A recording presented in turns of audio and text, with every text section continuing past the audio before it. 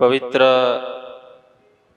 શ્રાવણ માસની અંદર આપણે કથાનું શ્રવણ કરી રહ્યા છીએ અને એમાં પણ આજે કથાનો 9મો દિવસ અને આજની કથાનો વિષય છે નીતિએ નારાયણ વસે અનિતિએ વિતરાગ વસે। જીવનમાં નીતિ પ્રામાણિકતાનું શું મહત્વ છે એના વિશે આજે આપણે શ્રવણ કરીશું।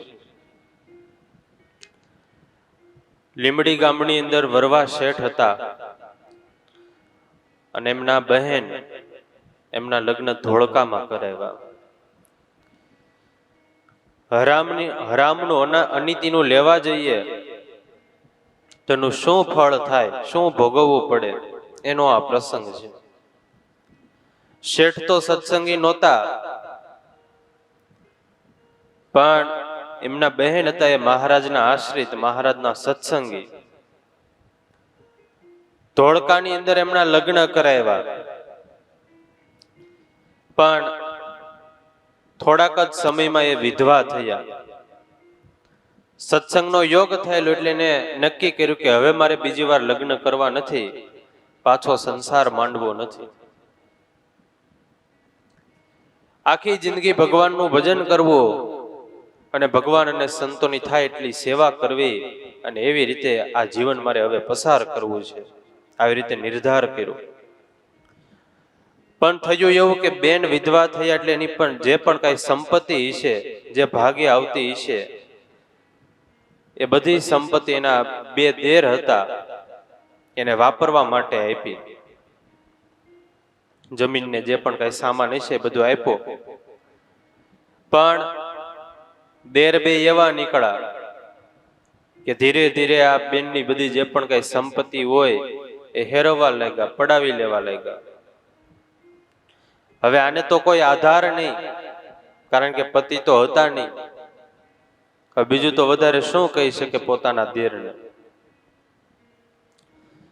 આમ ને આમ 5 વર્ષ પસાર થયા અને એમાં એક દિવસ વરવા શેઠે પોતાની બેનને મળવા માટે આવ્યા। પછી બેને બધી વાત કરી કે ભાઈ આવી રીતે બધું છે ઘરનું વાતાવરણ, અને બંને મારા દેર છે ને આવી રીતે બધી સંપત્તિ આપી હતી વાપરવા, પણ ધીરે ધીરે બધી પડાવી લીધી છે। હવે સેજે ભાઈ બેન મળે ને આવી રીતે દુઃખની વાત થાય એટલે દુઃખ તો બહુ થાય હૃદયમાં। આજે આ વરવા શેઠની બેનને ચિંતા બહુ છે, દુઃખ બહુ છે, હવે કરવું શું? અને એ જ દિવસે રાત્રિએ મહારાજે દર્શન દીધા। મહારાજે આ બેનને દર્શન દઈને એવું કીધું કે તમે ચિંતા જરા પણ કરતા નહીં, તમારા બે દેર તમારી જે પણ કઈ સંપત્તિ છે, મિલકત છે, તમારો જે પણ કઈ ભાગ છે એ બધો જ કાલે સવારે તમને આપવા માટે આવશે, સામેથી આપી જશે। એટલું કહીને મહારાજ તો અદ્રશ્ય થઈ ગયા। આજે તો બીજા દિવસે સવારે સૂર્યોદય થાય ન થાય ત્યાં તો મોટા દેર આવ્યા।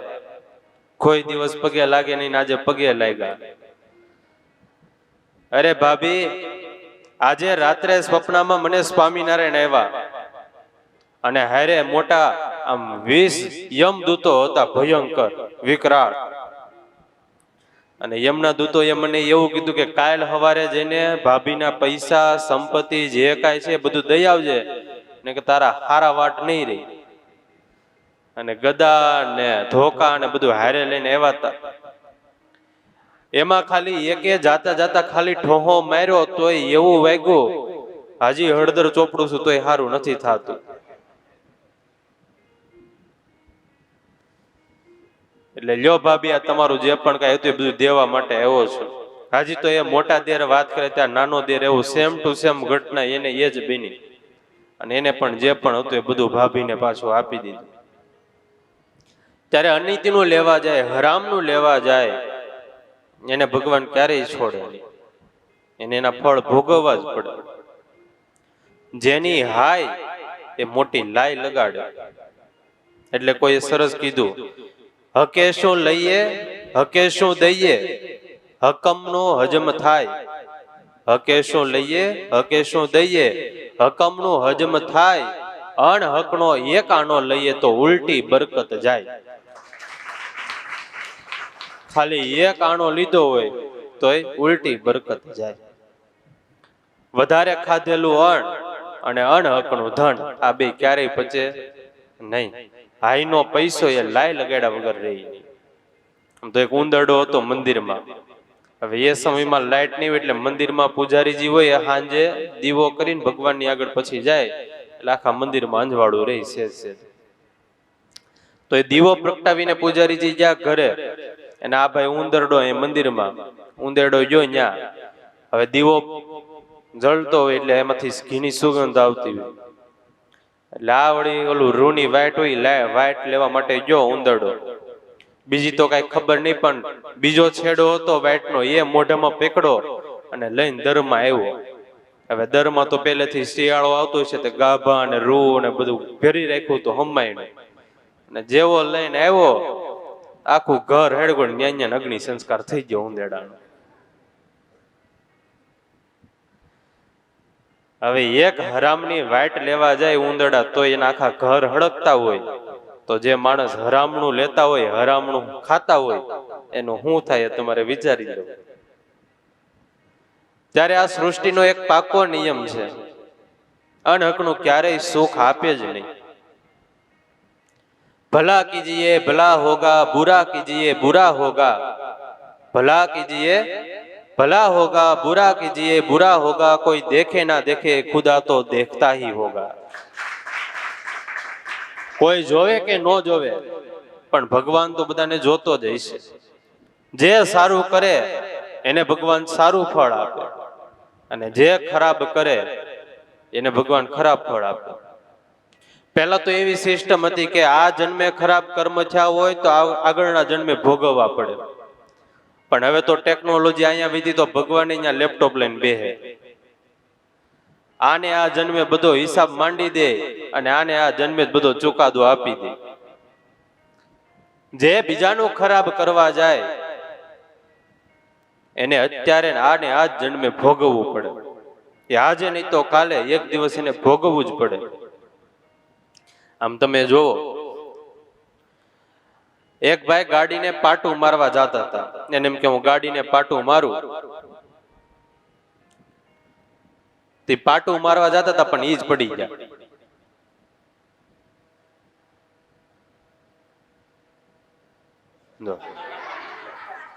એટલે બીજાનું ખોટું કરવા જાય એને ભોગવવું જ પડે. એક બીજો હતો એકને મારવા જતો હતો. હમણાં તમે આગળ જોજો એનું શું થાય. જો આ મારીને ધોડો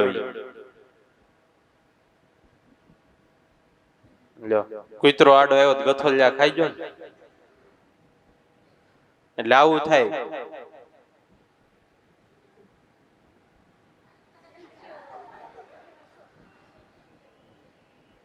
એક આસી હળગાવા જતો હતો ટ્રેક્ટર બીજાનું. છેલ્લે જોજો દેખાય નહીં બહુ, કેમેરામાં વિડીયો રેકોર્ડિંગ થયું ને એટલે, પણ ઈનો ઈ હળગી જાય આખો. જો હળગી ગયો, હજી ખાલી આમ કર્યું ત્યાં ઈનો ઈ હળગી ગયો. એટલે જેવું કર્મ કરીએ એવું આપણે ભોગવવું પડે. અનીતિનું લે, હરામનું લે, એને પછી એ પ્રમાણે ભોગવવું પડે. અને ભગવાનની સિસ્ટમ એવી છે, આ કૂતરા, બિલાડા, ગધેડા એ કોઈ દી એને મામેરા પૂરવા જવા ન પડે, એને કોઈ દી મરણમાં જવું ન પડે, એને કોઈ દી લગ્નનો 1 રૂપિયાનો ખર્ચ ન થાય. લગ્ન કરો તો ઘાય ઘા થઈ જાય. અને આ માણસમાં એક એવું કે બહુ ખોટું કર્યા કરે ને તો લગ્ન કરવામાં લાખો રૂપિયા ખર્ચે અને 3 મહિના પછી છૂટાછેડા મેની કરતા ડબલ ખર્ચે. હરામનું એ હરામમાં જ જાય. જૂના જમાનાની વાત છે, એક ખેડૂત હતા અને એનો એક હાથી કામ કરતો હોય ને સાથે, એટલે બધું કામ કરાવે, મજૂરી કરાવે, પણ મહિને 2 મહિને જયારે પૈસા માંગે તો પૈસા આપે નહીં. આવતા મહિને આપી દઈશ, કાલ આપી દઈશ, પછી આપીશ, આ તે એવી રીતે કર્યા કરે. અને 15 વર્ષ સુધી એ મજૂરીના પૈસા ભેગા કર્યા પણ 1 રૂપિયો આપ્યો નહીં. અને ઓલો બિચારો વાટે ને વાટે કર્યા કરે. 15 વર્ષ જેટલા પસાર થયા અને હાથી હતો એનું મૃત્યુ થયું. થોડાક વર્ષો પછી ખેડૂતને ત્યાં દીકરાનો જન્મ થયો. દીકરો જન્મો ત્યારથી બીમાર ને બીમાર જ રહ્યા કરે, ક્યારેય સાજો જ ન હોય. કઈક ને કઈક નાની મોટી બીમારી આવ્યા જ કરે. અને એમ કરતા કરતા દીકરો 20 વર્ષનો છો પણ બીમાર જ રહી, ખર્ચા જ કરાવ્યા કરે. હવે એમાં એક વખત કોઈ સાધુ મહારાજ આવ્યા છે ને આ ખેડૂતે કીધું કે મહારાજ, આ મારો દીકરો 20 વર્ષનો છો પણ નકરો બીમાર જ રહે છે, ખર્ચા જ કરાવ્યા કરે છે. તમે કઈક કૃપા કરો, આશીર્વાદ આપો તો સાજો થાય. અને સાધુ મહાત્મા સમર્થ હશે, ખાલી આમ દ્રષ્ટિ કરી ત્યાં કહી દીધું, આ બીજો કોઈ નહીં, આ 15 વર્ષ પહેલા ઓલો તમારો હાથી હતો ને ઈ છે. તમે એને 15 વર્ષના પૈસા આપ્યા નહોતા એટલે અત્યારે 20 વર્ષ સુધી આ તમારા પૈસા બધા ઈ લેવા માટે આવ્યો છે. કાલે સવારે આનું મૃત્યુ થઈ જશે અને પાય પાયનો હિસાબ તમારે જેટલા ચૂકવવાના બાકી હતા ને બધો હિસાબ કાલ સવારે પૂરો થઈ જશે અને પછી આનું મૃત્યુ થશે. અને સાધુ મહારાજે કીધું એ પ્રમાણે સવારે એનું મૃત્યુ થયું ને દીકરો એ ગયો. ત્યારે 1 રૂપિયો પણ અનીતિનો લઈએ, ખોટો લઈએ તો પણ એ આપણે ભોગવવો પડે. અને અનીતિની સંપત્તિ જ એવી છે, दौलत જ એવી છે, સોએ હુએ કિતને કો જગા દેતી है दौलत, अच्छे अच्छे का ईमान डिगा देती है दौलत, दौलत में ऐसी गर्मी है जो चढ़ जाए तो इंसान को शैतान बना देती है दौलत. संपत्ति दौलत જ એવી છે કે હારામાં હારો માણસ હોય પણ જો બીજો ભાવ ફરી જાય, વિચાર બદલાઈ જાય તો પછી એનું પૂરું થઈ જાય. કચ્છનું માધાપર ગામ, એક પતિ પત્ની રહેતા છે અને એમાં જે પત્ની હતા એનો એક ભાઈ યુવાન આફ્રિકાથી આવ્યો, 10,000 રૂપિયા કમાઈને આવ્યો છે. ઘણા વર્ષો પહેલાની વાત, સત્ય ઘટના. એટલે ભાઈ આવ્યો અને વિચાર કર્યો કે પેલા બેનની ઘરે જાવ, 2-3 દિવસ ત્યાં રોકાવ અને પછી મારા વતનમાં જાવ. એટલે બેનના ઘરે આવ્યો અને હવે કેટલાય વર્ષો પછી મેળવીને સેજે બેન પ્રત્યે પ્રેમ હોય એટલે વાત કરી કે બેન, આવી રીતે આફ્રિકાથી આવ્યો છું, 10,000 રૂપિયા કમાણો છું, લે આ પટારામાં હાચવીને મૂકી દે. અને બેને પટારામાં હાચવીને મૂકી દીધા રૂપિયા. બપોરે ભાઈને હરખુથી જમાડ્યો પ્રેમથી, સાંજે જમાડ્યો અને પછી ભાઈ સુઈ ગયો. એટલે પત્ની એના પતિને વાત કરી કે હું શું કહું તમને? તો કે બોલો ને. તો કે મારો ભાઈ એવો છે આફ્રિકાથી, તો કે 10,000 રૂપિયા લઈને આવ્યો છે. હા, એ તો બિચારો અહીંયા કમાવા માટે ગયો ને, ભગવાનના આશીર્વાદ કે બિચારો સારું કમાણો ને 10,000 રૂપિયા લઈને આવ્યો. એમ નહીં તો એ તમને બધી હજી ઘણી ખબર ન હોય. આમાં આપણા લગ્ન થયા ત્યારથી અત્યાર સુધી મારા ભાગનું કેટલું બધું આવતું હોય પણ મારા બાપાએ હજી મને આપ્યું નથી. એટલે આ પતિ તો આમ વિચારવા લાગ્યો, કોઈ દી આજે આને શું થયું? કારણ કે આ પત્નીને તો શું દેખાતું હતું? 10,000 રૂપિયા. તો કોઈ દી ને આજે આને શું થયું? એટલે આ ભાઈ બિચારો સમજાયો કે નહીં, મેં આપણે ઘણી વાર તારા ઘરે જઈએ ત્યારે તને વળાવતી વખતે ઘણા બધા પૈસા આપે, ઘણી બધી વસ્તુઓ આપે, લગ્નમાં પણ તને કરિયાવરમાં ઘણું બધું આપ્યું. એ કે નહીં, એ તમને હજી ઘણી ખબર ન હોય, વાત હજી કે તમને કીધી ન હોય. હા પણ હું કઈ છે તો બોલ ને, કઈ હોય તો કે મારો ભાઈ એવો છે 10,000 રૂપિયા લઈને એવો છે, જો તમે ભળો કે ન ભળો, મારો વિચાર એવો છે કે આજે રાત્રે એને હું પતાવી દઉં, મારી નાખું.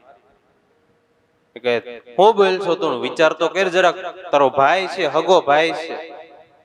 અરે એ બીજું કાંઈ નહીં પણ બસ હું તો જો એને મારી નાખ્યા છે, આ મેં નિર્ધાર કરી લીધો છે. તમારે મને મદદ કરવી હોય તો કરો, ભળવું હોય તો ભળો, બાકી આજે તો એને પતાવી દેવાનો છે. વિચાર તો કરો, હગો ભાઈ હતો. પણ જયારે સંપત્તિ દેખાય, દોલત દેખાય ત્યારે બધા સંબંધો ભૂલાઈ જાય. હવે ભાઈ તો બેનના ઘરે સૂતો હોય, ગાઢ નિંદ્રામાં સૂતો હોય, કાંઈ પણ પ્રકારનું ટેન્શન ન હોય, ચિંતા ન હોય, એ નિરાંતે ભાઈ સૂતો છે. અને આને તો ભાઈ મોટી કોહી લીધી ને સીધી માથામાં મારી, માથું ફાડી નાખ્યું ને ભાઈ ત્યાં ને ત્યાં મરી ગયો. રાત્રે કોઈને ખબર ન પડે એમ જ્યાં ઘરમાં જમીનમાં ખાડો કરી નાખ્યો ને એમાં એને ભાઈને દાટી દીધો, ઉપર ગારણ અને માટીનું લીપણ કરી નાખ્યું અને ઉપર ખાટલો ઢાળી દીધો એટલે કોઈને ખબર ન પડે. આવી રીતે ભાઈને મારી નાખ્યો ને થોડાક દિવસો પસાર થયા અને આ બેનને પછી ભયંકર સ્વપ્ન શરૂ થયા. સ્વપ્નની અંદર એનો ભાઈ દેખાય. મા બાપ તો કેટલાય સમય પહેલા દેહ છોડીને જતા જતા, પણ એનું આમ એવું વિકરાળ મુખ દેખાય, બીજા ભાવ પ્રકારનું મુખ દેખાય.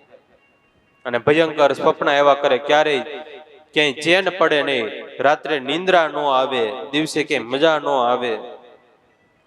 અને પછી તો અંદરથી બળતરા શરૂ થઈ, ઓહો હું કેવી અભાગણી કે મેં મારા સગા ભાઈને મારી નાખ્યો. મારો ભાઈ મને કેટલો પ્રેમ કરતો, અરે લગ્ન થયા ત્યારે હારી હારી વસ્તુ મને કરિયાવરમાં આપી, સાથે રહેતા ત્યારે એકાય જમતો નહીં ને હારી હારી વસ્તુ મને જમાડતો, જે પણ કઈ માગું એ મને લઈ દેતો. અને આ 10,000 રૂપિયાને લીધે મેં મારા ભાઈને મારી નાખ્યો. પણ હવે તો હું હવે કરવું શું? આખો દિવસ કઈ શાંતિ થાય નહીં, મજા આવે. હવે એ તો સત્સંગી નહીં, પણ એના એક બેનપણી છે એ સત્સંગી, એને વાત કરી. અહીંયા તો ચોખ્ખે ચોખ્ખું કહેવાય નહીં કે આવી રીતે ભાઈને મારી નાખો. એટલે વાત કરી કે મને ઘણા દિવસથી આમ ભયંકર સ્વપ્ન આવે છે, રાત્રે નિંદ્રા આવતી નથી, દિવસે ક્યાંય ચેન પડતું નથી, તો તું કઈક ઉપાય બતાવીને. એટલે બેનપણી સત્સંગી છે ને કીધું, જો બેન, આપણે અહીંયા નજીકમાં જ ભુજ મંદિર છે, પવિત્ર સંતો ત્યાં રહે છે, નર નારાયણ દેવ પધરાવેલા છે, તું સંતોને ભગવાનને રસોઈ આપ, તો એ બાને સંતો અને ભગવાનના આશીર્વાદ મળે ને તારા જીવનું સારું થાય. આપણા સંપ્રદાયમાં રસોઈનો ખૂબ મહિમા છે. ગૃહસ્થ હરિભક્તો દર વર્ષે સંતોને ઠાકોરજીને થાળ કરતા હોય, રસોઈ આપતા હોય. રસોઈ આપે અને એ અન્ન સંતોના મુખમાં જાય, પેટમાં જાય, અને એના ભાગ્યની રેખાઓ બદલાઈ જાય. એવો મહિમા એ આપણા સંપ્રદાયમાં રસોઈનો છે. એટલે કે તું ભુજમાં મંદિરમાં સંતોને રસોઈ આપ, ઠાકોરજીને રસોઈ આપ, થાળ કર, તો તારા દુઃખ બધા જાય. એટલે જે બેન હતા એ એમની બેનપણી અને બેનપણીનો પરિવાર જે બધા હશે એ આવ્યા રસોઈ લખાવવા માટે. ઓફિસમાં બધી વાત કરી, રસોઈ નક્કી કરી, અને જે ઓલા બીજા સંબંધી એવા હતા એને બધું કીધું સંતોને કે તમે કઈક પ્રાર્થના કરજો મહારાજને કે આવી રીતનું આને દુઃખ છે, દુઃખ દૂર થાય. એટલે સંતો કે વાંધો નહીં, પ્રાર્થના કરશું. બીજા દિવસે સરસ મજાના એ સમય પ્રમાણે જે પણ બનતા છે એ પ્રમાણે થાળ બનાવવામાં આવ્યા. બ્રહ્મચારી મહારાજે પણ નર નારાયણ દેવના થાળ પવિત્રપણે અલગથી બનાવ્યા. અને થાળ તૈયાર કરીને બ્રહ્મચારી મહારાજ જામ ડેરામાં થાળ ધરાવવા માટે જાય. નર નારાયણ દેવની આગળ થાળ પધરાવ્યા. સામે બ્રહ્મચારી મહારાજ બેઠા, આંખો બંધ કરીને થાળ ગાવા લાગ્યા. પ્રેમથી મહારાજને થાળ જમાડે છે, પણ જ્યાં 2-5 મિનિટ થઈ ત્યાં ખનન કરતો થાળ તરત જ નીચે પડી ગયો, ઢોળાઈ ગયો. બ્રહ્મચારી મહારાજે આંખો ખોલી આમ ચારેય બાજુ જોયો તો બીજું તો કોઈ છે નહીં, કાંઈ છે નહીં.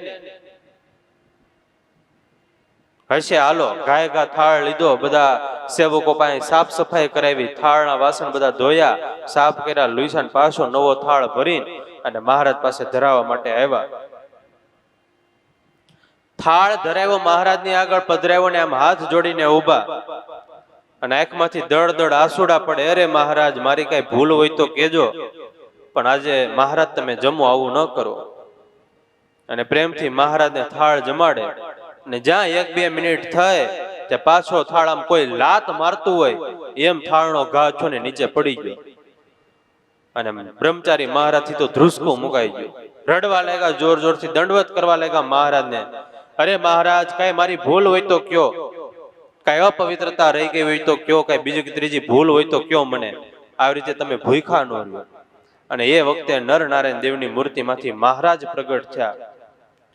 મહારાજ કે બ્રહ્મચારી મહારાજ, અરે તમારી કોઈ પણ પ્રકારની ભૂલ નથી, તો મહારાજ કેમ આજે થાળ જમતા નથી? અરે આ થાળ હું આજે નહીં જમું. કેમ? આ ઓલી અભાગણીનો થાળ છે, એના હગા ભાઈને મારીને આવી છે, એના 10,000 રૂપિયા લીધા છે ને એ પૈસામાંથી આજે આ થાળ કરેલો છે, એટલે એ થાળ આજે મારાથી નહીં જમાય. જો તમને ભાવ હોય અને મને જમાડવો હોય તો આ બધું સીધું રસોડામાંથી કઢાઈ નાખો, નવું સીધું લાવો અને એમાંથી થાળ કરો તો હું જમું. અને બધા સંતોને કહી દેજો આજે આ કોઈ થાળ જમે નહીં, આ પૈસાથી જેટલું સીધું આવ્યું એ બધું સીધું તમે બહાર જવા દો, કૂતરા બિલાડાને ખવડાવી દેજો, બાકી બીજા કોઈને ખવડાવતા નહીં, અને આજે આ થાળ નહીં થાય. અને પછી તો જે રીતે મહારાજે કીધું એ પ્રમાણે બધું અનાજ સીધું સામાન કઢાવ્યું, નવું સીધું સામાન લાવ્યા, પવિત્રપણે થાળ કર્યા, ને પછી મહારાજ જમ્યા. ત્યારે અનીતિનો એક પૈસો હોય એમાંથી એ વસ્તુ ખરીદેલી હોય તો પણ મહારાજે ક્યારેય સ્વીકારે નહીં.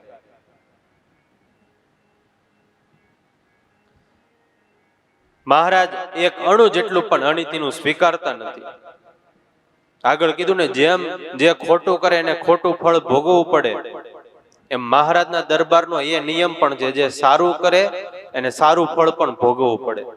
નીતિથી ચાલે તો ભગવાન પણ એની સાથે નીતિથી ચાલે ને ભગવાન એને એ પ્રમાણે ફળ આપે, અને અનીતિથી ચાલે તો ભગવાન એના જીવનમાં પછી એ પ્રમાણે ફળ આપે.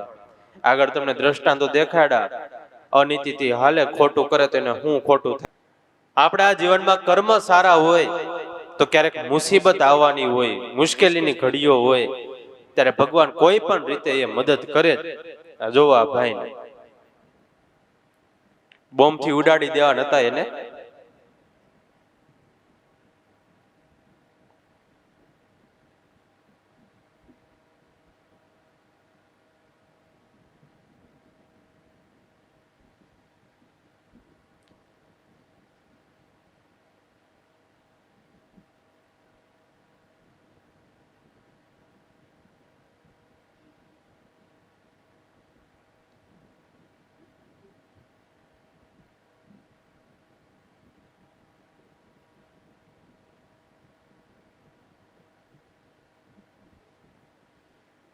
બહાર વહ્યો તો બચી જાય ને. એટલે કર્મ આપણા હારા હોય તો ભગવાન ગમે ત્યાંથી રક્ષા કરે.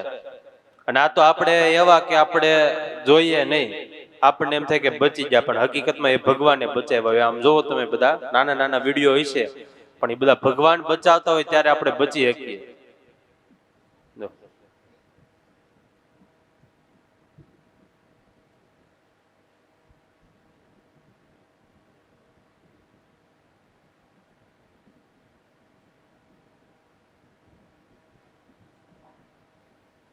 આવું તો આપણે યાર ઘણી વાર થયું હોય, પણ એ ભગવાન રક્ષા કરે. ક્યારે? આપણા કર્મ હારા હોય ત્યારે. પણ આપણા કર્મ એવા હોય, અનીતિથી હાલતા હોય, તો પછી એ કારણો સમય આવે ત્યારે આપણે એમાં કોળિયો બની જાય. કારણો કારિયાણી ગામની અંદર મહારાજ પધાર્યા, અને સાથે હરિભક્તો પાર્ષદો બધા હશે. વસ્તા ખાચરને ત્યાં મહારાજે ઉતારા કર્યા, અને એમાં સવારનો સમય, પાણી યારે દાંતણ પડ્યા છે, અને બધા હરિભક્તો પાર્ષદો એ દાંતણ લઈને તળાવે ગયા ને દાંતણ કરવા લાગ્યા. દાંતણ કર્યા પછી જે પણ કઈ સ્નાન વિધિ છે બધી પૂર્ણ કરી.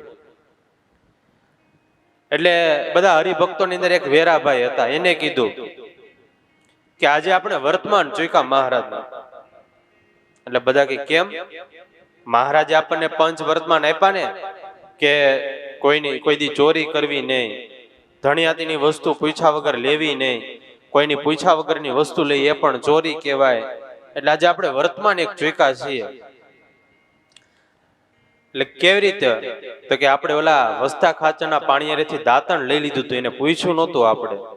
એટલે ઓલા બધા કે જો ભાઈ, એ આપણને એટલાને ખબર છે, બીજા કોઈને ખબર નથી, અને તું બહુ દોઢો થાતોય નહીં. ઓલો કે કેમ? તો કે મહારાજને ખબર પડશે આપણે દાંતણ ચોર્યા તો મહારાજ ઉત્સાહથી આપણને વડતાલ કેરીઓ ખાવા લઈ જાય છે. અત્યારે ને અત્યારે ઘેર ભેગા કરી દે. કેરીઓ તો નહીં ખવડાવે, પાછા પ્રકરણ ફેરવશે એ અલગ, દંડ દેશે એ અલગ. એટલે તું સાનું મુનો રેજે, કઈ બોલતો નહીં. વેરાભાઈ ને ચૂપ કરી દીધા. વેરાભાઈ કાંઈ વાંધો નહીં. થોડી વાર સમય પછી સભા ભરાણી, અને મહારાજે કથા વાર્તા શરૂ કરી. હવે મહારાજ તો અંતર્યામી પણ બધું જાણતા હોય. મહારાજે એ ટોપિક ઉપર જ કથા હકાવી, અને પછી વેરાભાઈ થી રહેવાનું નહીં. વેરાભાઈ ને ચૂકે હવે મહારાજ ને કહી દેવું પડશે. સભામાં ઉભા થયા. મહારાજ, આજે અમારાથી એક વર્તમાન ચૂકાણું છે. એટલે આવડા બધા કે મૂંગો બે, સાનુમનો હેઠો બે, હેઠો બે. એટલે વેરાભાઈ પાછા હેઠે બેસી ગયા. એટલે મહારાજ કે કેમ પહોંચ્યો? અરે મહારાજ અમે કાંઈ વર્તમાન જોઈકા નથી. તો આ જો વેરાભાઈ એમ કીધા કરે. મહારાજ કે કાંઈ વર્તમાન જોઈકા નથી તો એને સાનુમનો બેહાડી શું કરવા દીધો? તમે કઈ વર્તમાન જોઈકા જ નથી તો સાનુમનો હેઠે શું કરવા બેહાડી દીધો? અરે મહારાજ એ તો હોય. મહારાજ કે વેરાભાઈ બોલો તમે. અને પછી વેરાભાઈ કીધું કે મહારાજ એક વર્તમાન જોઈકા વસ્તા ખાચરના પાણીયારેથી અમે પૂછ્યા વગરનું દાંતણ લીધું હતું. મહારાજ અમારી ભૂલ થઈ ગઈ, કંઈક દંડ કરો, માફ કરો. મહારાજ કે તમે એક કામ કરો, અહીંયાથી તમે બધા ઘર ભેગા થાવ, અહીંયાથી ગઢડા જવાનું, ગોપીનાથજી મહારાજના દર્શન કરવાના અને રસ્તામાં જેટલા સંતો મળે એને 5 દંડવત કરવાના અને કહેવાનું કે અમે આ વર્તમાન ચૂકી ગયા છે. જેટલા હરિભક્તો મળીને 3 દંડવત કરવાના અને કહેવાનું કે અમે આવી રીતે પૂછ્યા વગર દાંતણ લીધું હતું. મહારાજ એમને આ દંડ કર્યો અને મહારાજ એવી રીતે એને મોકલા અને દંડનું પ્રાયશ્ચિત કરાવ્યું. ત્યારે આવું તો આપણે કેટલું લઈ લેતા આવીશું પૂછ્યા વગરનું. ત્યારે અનીતિનો અણહકનો લઈએ, અરે બીજાની માલિકીની વસ્તુ હોય એ પણ આપણે લઈ લઈએ તો એ અનીતિનું જ કહેવાય, અણહકનું જ કહેવાય. ત્યારે જીવનની અંદર મહારાજનો તો સિદ્ધાંત છે, ક્યારેય કોઈની ધણિયાતીની વસ્તુ એ પૂછ્યા વગર ક્યારેય લેવાની નહીં. જોતી હોય તો એને પૂછીને લેવાની. ત્યારે મહારાજનો આ નિયમ જે જીવનમાં નીતિ રાખે તો એના જીવનમાં નારાયણ વસે, ભગવાન આવે. અને ભગવાન આવે પછી એને વ્યવહારની જવાબદારી કોણ લઈ લે? ભગવાન લઈ લે. પછી એને કઈ બીજું કરવું ન પડે. પણ અનીતિ રાખે તો પછી કોણ ભહવા આવે? કુતરા ભસે. પછી એ કુતરા અને આ તેને બધા આવે અને અનીતિનો જેટલો રૂપિયો હોય એ બધો લઈને જાય. ત્યારે જીવનની અંદર વાલા ભક્તજનો નીતિ રાખીએ તો નીતિ નારાયણ વસે. ભગવાન આપણી સેવામાં આપણી મદદરૂપ કરવા માટે આપણા કામકાજમાં એ ભગવાન હાજર રહે અને વ્યવહાર એ ભગવાન આપણો ક્યારેય અટવાડવા ન દે. ત્યારે ભગવાનને પ્રાર્થના કરીએ વિશેષ ને વિશેષ આપણા જીવનમાં નીતિ આવે એવા પ્રયત્ન કરીએ. એટલી ભગવાનને પ્રાર્થના સાથે અહીંયા કથાને વિરામ આપીએ છીએ. સહજાનંદ સ્વામી મહારાજ.